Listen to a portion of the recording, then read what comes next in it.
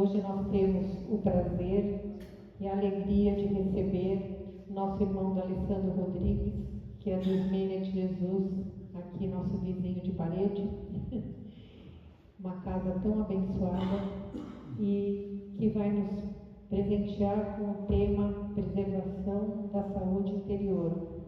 Ele está nas redes da caridade, tanto no Facebook quanto no YouTube, né? Que a gente assiste todas as semanas, com tanta coisa que nos ajuda na nossa caminhada. Vamos envolvê-lo com todo o nosso amor para desenvolver o tema da noite. Seja bem-vindo.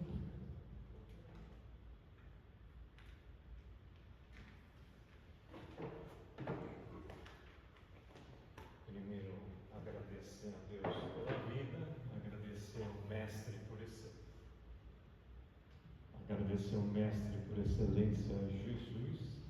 Trazemos o abraço fraterno dos voluntários do Centro Espírita Ismênia de Jesus e dos voluntários e voluntários nas redes da caridade. Na noite de hoje, a proposta é um tema desenvolvido pelo ministro de Jesus, o senhor Eurípides Barçanufo, mas antes de nós chegarmos a ele, é sempre bom ressaltar a importância dos espíritos superiores da Terra. Dos encarnados, todo mundo tem um livro dos espíritos. Balança a cabecinha só para saber se você está aqui e não está em desdobramento. Obrigado. Então, no livro dos espíritos, tem 4 livros dentro do livro dos espíritos. O livro primeiro, as causas primárias. O livro segundo, o mundo dos espíritos. O livro terceiro, as leis morais ou leis divinas. E o livro 4, das esperanças e consolações. No livro terceiro, que vai tratar das leis morais e leis divinas, nós vamos ver que a missão do Mestre Jesus é mostrar que ele fez todas as leis e todas as virtudes. É a questão 625, que eu vou ler para as senhoras, para os senhores, para ser fiel ao codificador. Qual é o tipo mais perfeito que Deus ofereceu ao ser humano para lhe servir de guia e de modelo? Resposta: vede Jesus. Agora vamos ver a mensagem 627. Por que eu sou convidado perante meu anjo de guarda, e vocês também, pelos anjos de guarda de vocês, a estudar as obras do benfeitor Emmanuel, do benfeitor, por exemplo, da benfeitora Joana de Ângeles? Porque eles são espíritos superiores.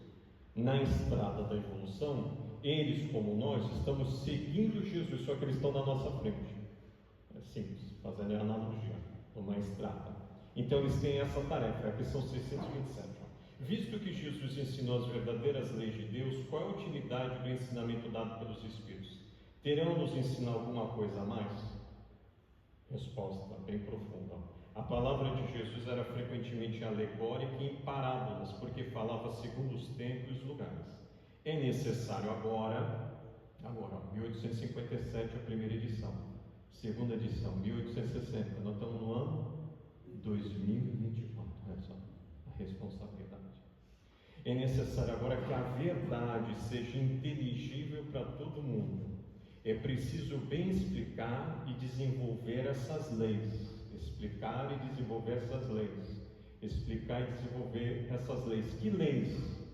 As leis morais, que é o que a gente vai estudar aqui hoje. Já que as leis divinas do âmbito da natureza, que é a química, a biologia, a física e 3 pontinhos, a gente estuda na faculdade. Visto que há tão pouca gente que as compreende e ainda menos que as pratica. Então, essa é a missão do Espírito Superior, como é o caso do Emmanuel, que o Daniel gentilmente leu um dos livros dele falando da importância da oração. Então, quando eu me debruço a ler as obras do Emmanuel, ele, qualquer Espírito Superior, vai nos mostrar a importância das leis divinas e das virtudes correspondentes às leis divinas. Se é um espírito pseudo-sábio, ele vai falar sobre Jesus, Maria, José e 3 pontinhos, mas ele não vai falar diretamente sobre leis divinas nem virtudes. Pelo contrário, ele vai mostrar uma divulgação das leis divinas. Quer ver um exemplo prático? Rostando o tempo de Kardec defendia a tese que Jesus não encarnou. Então, se Jesus não encarnou, ele derroga uma lei divina. Qual lei divina? Essa mesmo que vocês estão pensando, mas estou com vergonha de falar. Lei da reencarnação, que serve para a gente reencarnar, no caso dele, encarnar. Mas ele usou um corpo físico, porque o corpo físico é instrumento de evolução para o espírito imortal, conforme está na belíssima obra O Céu e o Inferno, no capítulo 7, Código Penal da Vida Futura, o que é a carne. A carne é fraca. O Allan Kardec explica que a carne nunca será fraca. E quem está sentado, ou quem está nos vendo, web espectadores à distância, né, estudiosos da biologia, sabe que nós carregamos mais de 3 trilhões de células. Você, perante as células, você é o Deus das células. Por isso que Jesus disse: vós sois deuses, no sentido restrito da palavra, e depois mais abrangente, né, quando a gente chega no grau máximo de espírito puro. Tudo bem até esse momento? A questão de espíritos sábios e espíritos pseudo-sábios. Então, o Rostan vai defender uma tese, o senhor Allan Kardec, uma pessoa muito amorosa, vai responder a tese dele está equivocado na belíssima obra Gênesis. Parei aqui. Vocês, como tem o livro, antes de dormir hoje, qual é a sugestão? Reler a questão 625 e 627 do Livro dos Espíritos. Obrigado. Então, quando a gente abre a obra Tormentos da Obsessão, de um trabalhador sério dentro do movimento espírita, que é o Manuel Filomeno de Miranda, dos médios, só os médios. Balança a cabeça quem já estudou a obra. Ninguém? Então tá bom, então vamos lá. 3 obras que todo trabalhador espírita deve pelo menos ler, que é o primeiro movimento, depois estudar e depois se estudar. Primeira obra, Os Mensageiros, de 1944, porque vai mostrar por que o médium faliu. Segunda obra, Voltei, de 1948, vai mostrar que fazer movimentos de assistencialismo não é caridade, que filantropia não é caridade, caridade é virtude. Dar coisas não é iluminar o perispírito. Então, o irmão Jacó, no livro Voltei, um homem que fez muito bem para os outros, só que esqueceu de fazer o bem para ele mesmo, porque o bem começa dentro de nós, para depois ser dado para o próximo. E quem ensinou isso? Jesus. Quando os fariseus viram que Jesus tinha feito calar a boca dos saduceus, juntaram-se em conselho. Um deles, doutor da lei, tentando-lhe, perguntou-lhe: mestre, qual é o maior mandamento? Respondeu Jesus: amarás o teu Deus de todo o teu entendimento, ou seja, pensar, de todo o teu coração, sentir, e de toda a tua alma, vivenciar. Isso é o primeiro e o maior ensinamento. O segundo, semelhante a este, é: amarás a teu próximo como a ti mesmo. Então, uma pessoa que não se acolhe, ele vai conseguir acolher o próximo? Sim ou não? Isso. Percebeu? Então, o irmão Jacó vai mostrar isso para a gente, trabalhador da Federação Espírita Brasileira, dialogador, trabalhador no passe, doava dinheiro e recursos no Brasil inteiro, já que ele foi milionário, ele trouxe o disco de vinil para o Brasil. Os mais aqui novinhos perguntam para os mais antigos o que é isso, disco de vinil. Mas ele mostra que o perispírito dele estava opaco quando Bezerra de Menezes, amigo dele, vai tirá-lo do corpo e na praia do Rio de Janeiro vai conduzir uma colônia espiritual. E a professora vem iluminada. Então, o alerta dele para todo mundo que somos nós, trabalhadores do movimento espírita, é não confundir caridade com assistencialismo. E o terceiro e último livro indicado, que é esse de 2001, o benfeitor Manuel Filomeno de Miranda vai nos mostrar o hospital do Eurípides Barçanufo. Então ele vai conversar em cada capítulo quem foi médium, que é o caso do Edmundo.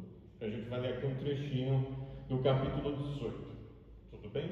Então Edmundo, como médium, como qualquer médium, foi preparado anos na erraticidade para quando chegasse aqui, ele ou ela, no caso citado aqui o Edmundo, é tudo pseudônimo, tá, pessoal? Fizesse o que se programou. Você conhece algum professor que prepara o estudante para falir? Vocês conhecem? Por exemplo, vamos fazer as comparações. Eu vou na academia, eu da Alessandro. Será alguma academia na Terra que quando eu chegar lá, o professora de educação física não vai me ensinar corretamente os exercícios que eu tenho que fazer? Existe isso? Não existe. Agora vamos para o lado intelectual. Vocês conhecem algum professor não, pseudo-professor, tá, pessoal? Que quando eu chegar na escola ele finge que ensina? Não existe. Por que no lado espiritual, que é o nosso anjo de guarda, a gente seria preparado para não cumprir aquilo que fomos preparados? Então todo mundo que está nesse salão encarnado foi preparado para passar de ano e não para voltar pior do que saiu. Mas no livro Tormentos da Obsessão mostra isso, como os mensageiros já tinham mostrado, que se eu não fizer movimentos de autoconhecimento para o autodomínio, para a minha autotransformação, que é a palavra de Jesus registrada em Mateus 26:41, vigiai e orai, o espírito está pronto, mas a carne é fraca, que o Senhor Santo Agostinho explica de maneira bem detalhada no livro dos Espíritos, no último capítulo do livro 3º, dentro do livro dos Espíritos, que são os 919a. Se eu não me autoconhecer, eu repito as minhas tendências do ontem, porque eu trago eu da Alessandro, a persona da Alessandro, eu sou um espírito imortal, tendências positivas e tendências negativas. E eu fui preparado diante da vida em identificar as minhas tendências negativas do ontem. Só eu tenho a capacidade de transformá-las. Tudo bem? Não vai ser o outro.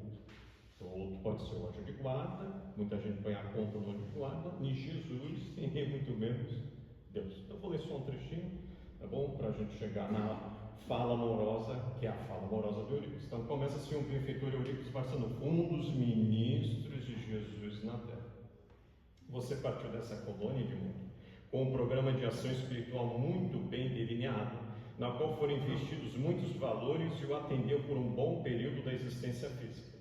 Abeberando-se da inexaurível fonte do Espiritismo, saciou a sede de informações e despertou para a tarefa que deveria realizar. A mediunidade franqueou-lhe o acesso à espiritualidade, que jamais deixou de regatear-lhe auxílio e apoio. Agora, quando a notoriedade o alcança, facultando-lhe ensejo para ampliar o campo de serviço e dedicação a Jesus e a sua doutrina, você começa a comprometer-se com a frivolidade e o mundanismo. Pausa. Então, toda vez que a gente repousa o corpo, há atividades espirituais durante o sono. Normalmente o nosso anjo de guarda e outros trabalhadores, vão nos auxiliar, que é o caso que está acontecendo aqui com o Edmundo. O Edmundo está dormindo, no caso o corpo, o espírito e o perispírito Edmundo está sendo levado à colônia, da onde ele saiu, e o senhor Eurípides Barçanufo está convidando a reflexão, que ele tem um compromisso com Jesus, e ele está desviando o compromisso dele com as frivolidades e o mundanismo, culto ao mundo. Traduzindo, não se pode servir a dois senhores. Então ele estava ali já, eu não vou ler o capítulo, eu vou especificamente na preservação da saúde interior, mas infelizmente o Edmundo estava usando o púlpito, só um exemplo, para estimular o sexo livre. Ele estava usando da mediunidade não a serviço de Jesus, mas os seus movimentos egóicos. Tá? E nesse momento vai vir a Dona Maria Modesto Cravo, que vai então ela, à distância, captar um espírito que estava assediando o Edmundo, o ex-comparsa do Edmundo, que é natural nosso. Os nossos ex-comparsas, se não encarnaram na nossa família, que normalmente são os filhos e as filhas, fica do outro lado, Alguns já nos perdoaram. Quem não nos perdoou vai alimentar as nossas tendências. Então, se por exemplo eu, D'Alessandro, sou assim, vamos dizer, na última existência eu fui padre, eu comandei uma igreja. O que pode acontecer se eu não fizer movimentos de autoconhecimento, o autodomínio para a minha autotransformação? Eu quero agora na casa espírita ser de novo o ex-padre. A palavra final é minha. Então eu repito o que eu trouxe, as minhas tendências. Agora, se eu faço movimentos de autoconhecimento para o autodomínio, para a autotransformação, eu me liberto dos sentimentos egóicos do ontem, porque eu estou nesse processo de acolhimento amoroso. Tudo bem até esse momento? Alguma dúvida? Principalmente quem não leu o livro? Então, o Eurípides Barçanufo, então ele vai salientar o seguinte: você saiu daqui e usa a seu favor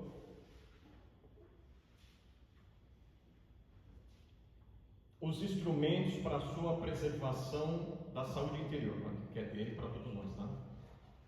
Tais como a oração, as leituras edificantes, o trabalho de socorro fraternal, tanto quanto social, que diz respeito aos valores existenciais, a meditação, o esclarecimento sadio, a conversação edificante e o intercâmbio de pensamentos elevados. Então vamos lá, passo a passo. Primeira dica do Eurípides foi o Edmundo, que é para todos nós, foi o que o Daniel acabou de ler para todos. O benfeitor Emmanuel nos chamando o convite à reflexão, esse instrumento de comunicabilidade entre o Pai, Criador, perante suas filhas e seus filhos, as criaturas, que se chama oração. Mas há a oração e a pseudo-oração, traduzindo reza. Não é isso que a gente aprende no Evangelho segundo o Espiritismo, capítulo 26 e 27? Todo mundo aqui tem um Evangelho dos encarnados? Balança a cabeça só para ter uma noçãozinha. Obrigado. Que assim você hoje, antes de dormir, pode conferir e até estudar com o teu anjo de guarda. Vamos lá na parábola do fariseu e do publicano, registrado pelo evangelista Lucas, capítulo 18. Dois homens subiram ao templo a orar, um fariseu e outro publicano. O fariseu, estando em pé, orava consigo dessa maneira: ó Deus, graças te dou, porque não sou como os demais homens, roubadores, injustos e adúlteros, nem ainda como este publicano. Jejuo 2 vezes na semana e dou os dízimos de tudo quanto possuo.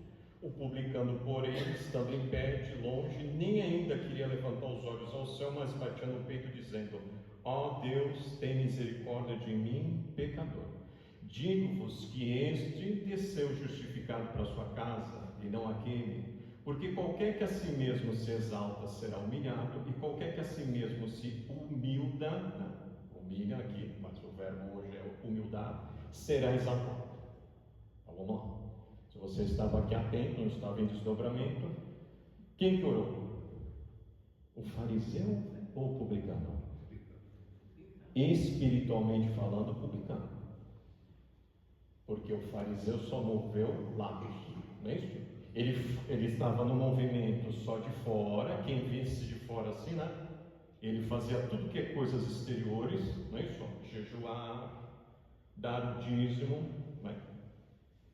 Mas ele não se conectou ao Pai através da oração. Então ele não orou, ele fez uma reza. De acordo com o que está no Evangelho segundo o Espiritismo, a mensagem do Senhor mono, o modo de orar.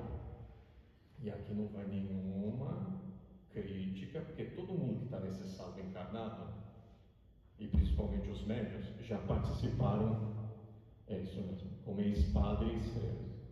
Tá bom? Mas é só para mostrar que se a gente está muitos anos no dogmatismo teológico, a gente pode trazer tendências.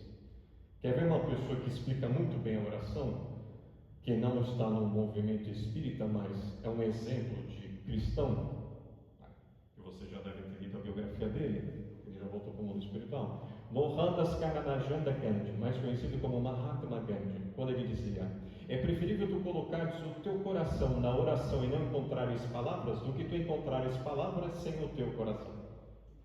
Pronto. Ele ensinou o que é orar, como Jesus já tinha mostrado e feito a reflexão na palavra. Tudo bem? Essa primeira dica para todos nós, porque às vezes a gente acha que está orando, faz aquela reza meio automatizada antes de dormir, não é oração, é uma reza, cuidado. Qual foi a segunda dica do Eurípides para todos nós? Em 2001, né, foi psicografado o livro, mas saiu para a gente depois de 23 anos. Leituras edificantes. Então vamos lá. Por que eu tenho que ter leituras edificantes? É simples. Se você leu o livro Trilhas da Libertação, agora só pergunto para os médios. Quem dos médios leu Trilhas da Libertação, publicado pela FEB, cujo autor é o Manuel Filomeno de Miranda? Balança a cabeça. Mas agora eu também posso perguntar só para quem é médio. Quem daqui leu o livro Libertação do André Luiz? Então, o Libertação, o Gregório faz isso no mundo espiritual, autoconhecimento, porque ficar não alcança, né? Por isso o convite de Jesus: vinde a mim todos vós que andais cansados e oprimidos.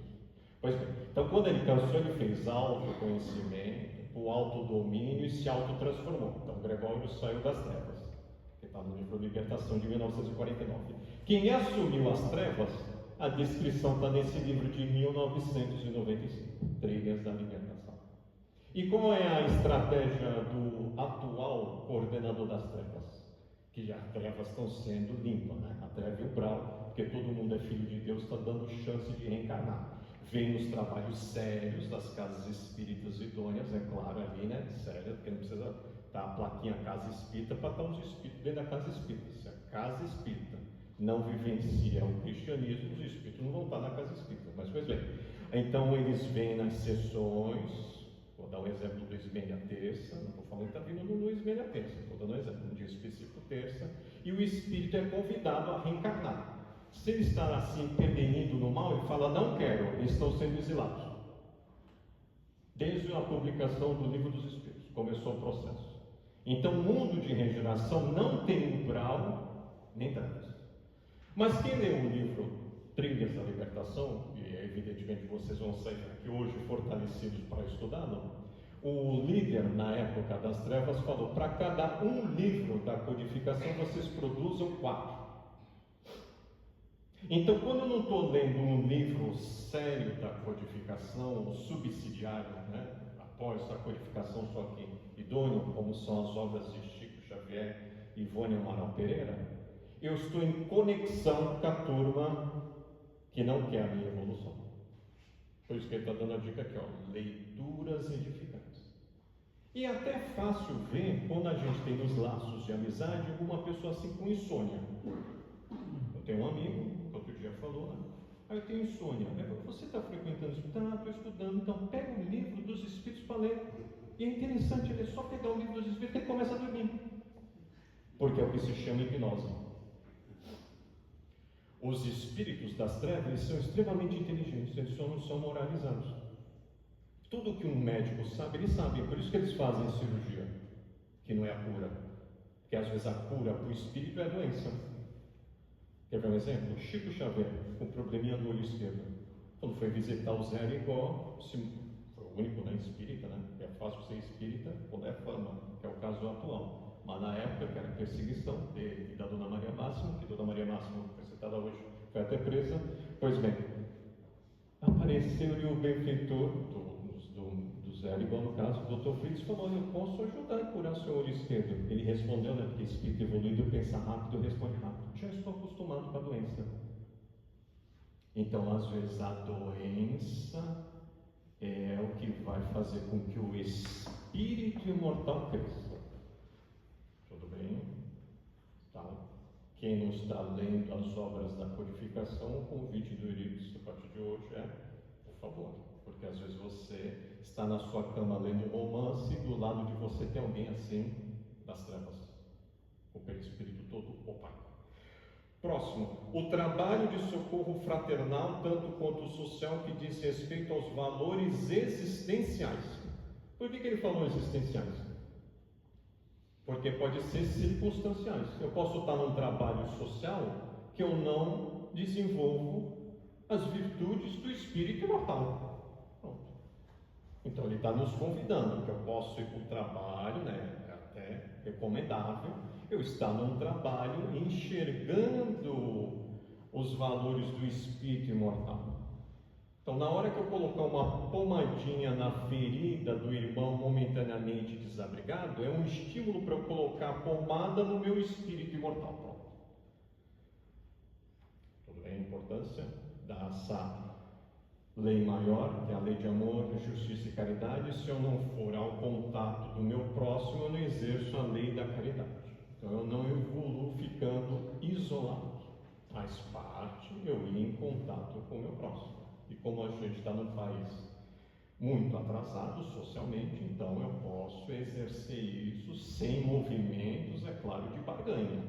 Porque se eu for lá cronometrar o horário e está ali só com o corpo e a alma distante, eu estou repetindo os padrões do meu atavismo aprendido nas lições dogmáticas teológicas. Quarta dica dele para a gente: meditação. Por que é importante fazer meditação? O próprio Emmanuel explicou através da palavra amorosa do Daniel hoje para todos nós, porque se eu não me enxergar as minhas tendências, como é que eu vou transformar? Tudo bem a importância da meditação? Então, quando eu, antes de dormir, faço uma retrospectiva, passar em revista, como ensinou Santo Agostinho na questão 919, 909a, do que eu fiz de bom ao longo do dia, e o que eu fiz de equivocado, que é natural no meu nível evolutivo, porque eu consigo no dia seguinte corrigir o que eu fiz de errado. Há alguém, vamos lá, para vocês serem participativos, porque vocês são muito quietinhos. Há alguém na Terra que não erra? Existe? Mas qual vai ser a diferença? Vai ter as pessoas que erram e querem aprender através dos seus erros, ou pode ser as pessoas totalmente orgulhosas, revoltadas, presunçosas, que vão ficar então levando o erro. Não é isso? Não querer crescer diante do erro. Então só não erra quem é mestre. E na Terra todo mundo é aprendiz do Mestre Jesus. Então na sua fala, D'Alessandro, o Emmanuel que está encarnado, então ele erra, claro. Mas o erro do Emmanuel não é o meu nível de erro da D'Alessandro. Mas ele erra. Porque ele está aprendendo as leis divinas e as virtudes. Compreensível a questão da importância do erro? Então, se eu me sinto um aprendiz da vida, filho de Deus, e como fala Joana de Ângeles, herdeiro do universo, não há problema nenhum errar.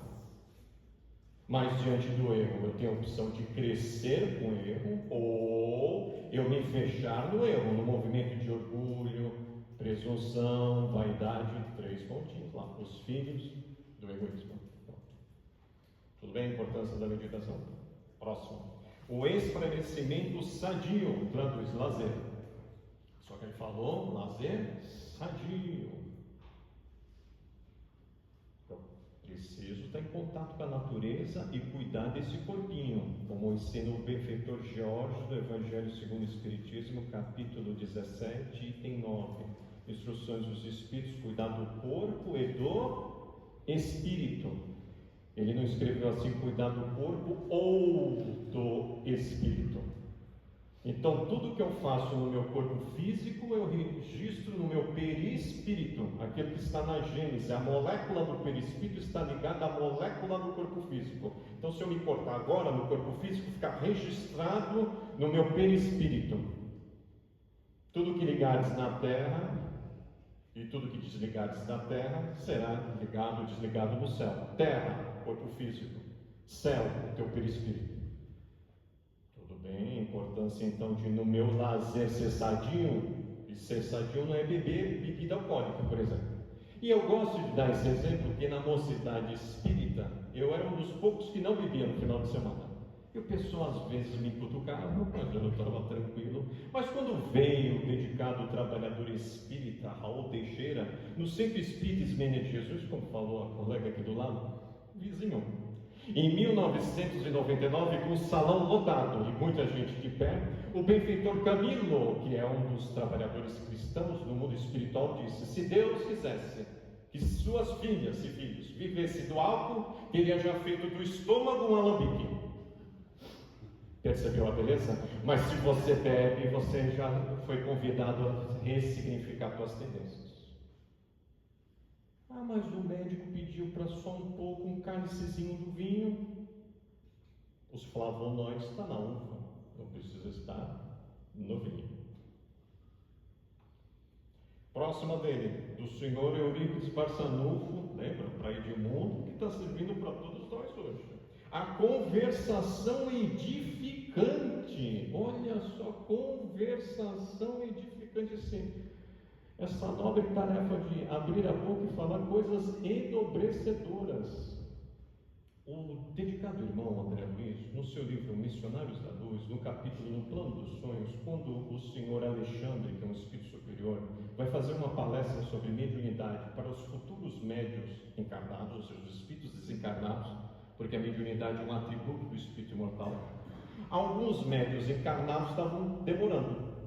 Por isso que eu estou falando, porque eu sei que vocês estão registrando e antes de dormir vão ser fiéis ao senhor André Luiz e o senhor Francisco Cândido Xavier e o citado de hoje, o benfeitor Alexandre. Pois bem, aí o André Luiz vai ver que o Vieira se atrasou. Por que o Vieira se atrasou? Quando foi visitar o Vieira está tendo pesadelos. E por que o Vieira está tendo pesadelos? Aí eles vão entrevistar um espírito que se aproximou do Vieira e que está tendo pesadelos. O espírito falou: o Vieira foi meu amigo há muitos anos, mas hoje, não sei porquê, ele com a família não estava com conversações edificantes sobre mim. Vim então tirar satisfações. Então, quando a gente às vezes é convidado, não é o caso de vocês, mas às vezes na empresa, no cafezinho, para falar do dono, da dona, do chefe ou da chefe, e eu em vigilante caio nas conversações não edificantes, o que está acontecendo com a minha saúde interior? Meu tônus, né, vital, porque a gente está analisando instrumentos, lembra, para preservar nossa saúde interior, já que a saúde exterior depende da gente, como espírito imortal, é passageiro. As leis da natureza, pelo seu automatismo, regulam a saúde exterior. Por exemplo, Chico Xavier, que foi lembrado recentemente, o desencarne dele agora em junho, 22 anos. O Chico Xavier, com a idade dele, tomava quantos medicamentos? Passo, bateu na trave, 23 medicamentos. Natural. Chegou numa idade avançada que os médicos da Terra, com o avanço óbvio da medicina, recomendou o remédio. Agora, a saúde dele exterior, débil. Agora, a saúde interior do senhor Chico Xavier, um dos ministros agora atuais de Jesus. Então, às vezes, a nossa saúde exterior, a gente se preocupa muito com ela, com a saúde exterior, que é para se preocupar, é claro, que é a orientação do Diógenes, do Evangelho, mas a gente esquece da nossa saúde interior. E a proposta de hoje é todos nós sairmos daqui fortalecidos na nossa saúde interior. E o último tópico dele, o intercâmbio de pensamentos elevados. Como ensina o benfeitor Emmanuel, se eu penso, eu sinto e com a minha vontade eu crio ao redor de mim, atributo do espírito imortal, uma energia mental. Ele explica no livro dele Pensamento e Vida, que aliás é uma cartilha. Ele explica no prefácio. Antes de nós encarnarmos, todo mundo aqui estudou. Então não tem ninguém na Terra que não pensa, que não sente, encarnado ou desencarnado, tá pessoal? E que não tenha vontade. Agora, como é que está sendo produzida a minha energia mental? Uma energia mental saudável, emitindo para o universo, ou uma energia mental tóxica, emitindo também para o universo? Quer ver um exemplo prático? Para quem é pai, mãe, ou assuntos três pontinhos, amor, três pontinhos. O marido e a mulher dizem, estão discutindo, e a criança do quarto ao lado não está ouvindo. Realmente, se a gente abrir o dicionário, discussão é sinônimo de diálogo, usando as ferramentas da doutrina dos espíritos. Discutir é você querer vencer o outro. Dialogar, instrumento do amor, você trocar experiência com o outro. Então, para a doutrina dos espíritos, discutir não é dialogar. Então, o que eles estavam tentando fazer é dialogar. A criança não ouve, mas o pai e a mãe estão emitindo energia mental tóxica para a criança adoece. E aí você, como médico, se você for médico ou médico homeopata, identifica. A criança adoeceu devido à energia mental tóxica dos habitantes daquela casa. E foi meio que o Daniel também falou, baseado na mensagem do Emmanuel, quando a gente faz o Evangelho no lar. Mas o Evangelho no lar é só uma vez por semana. Qual é o lar que a gente tem que se concentrar? O nosso aposento interior, que é o que eu irei passando na noite de hoje, já que eu tenho 2 minutos, convidou a todos nós a refletir. Qual então são os 3 livros sugeridos para quem é trabalhador, principalmente se for da mediunidade? Os Mensageiros, de 44, Voltei, de 48, Tormentos da Obsessão, de 2001. O Tormentos da Obsessão, agora quem não é médium, ou seja, geral, está dando a dica para todos nós a importância de preservarmos nossa saúde interior com esses mecanismos que a gente viu aqui. Claro, eu falei, baseado, não tenho muito tempo para falar, mas você pegando o livro, você principalmente sentindo as palavras e com a presença do vosso anjo guardião, ele que te conhece de várias existências, sabe muito, muito, muito mais do que eu, te indicará se você está ou não mantendo a sua saúde interior. Para honrar o tempo, o parceiro do tempo relógio. Então, a Dona Maria Dolores e o Senhor Chico Xavier, no livro dela, Dádivas de Amor, vai trazer uma poesia para todos nós. Eu termino, não com pressa, mas com a poesia dessa trabalhadora cristã.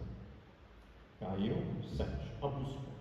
Fita subida áspera e empedrada, que se altera maciça à nossa frente, carrega a própria cruz na alma cansada e guarda o coração feliz e crente. Nas paisagens da senda não há flores, apenas o cascalho se amontoa, mas em torno de ti os irmãos sofredores lembram a paz da fé que os renova e abençoa. Segue de passo lento, a turba te acompanha, companheiros pararam na montanha, recusando o trabalho, a dor e a cruz, mas sentindo-te os dons do coração amigo, erguer-se-ão do pó e seguirão contigo, procurando Jesus. Que a paz do Cristo esteja sempre presente em nossas ações. Muita paz.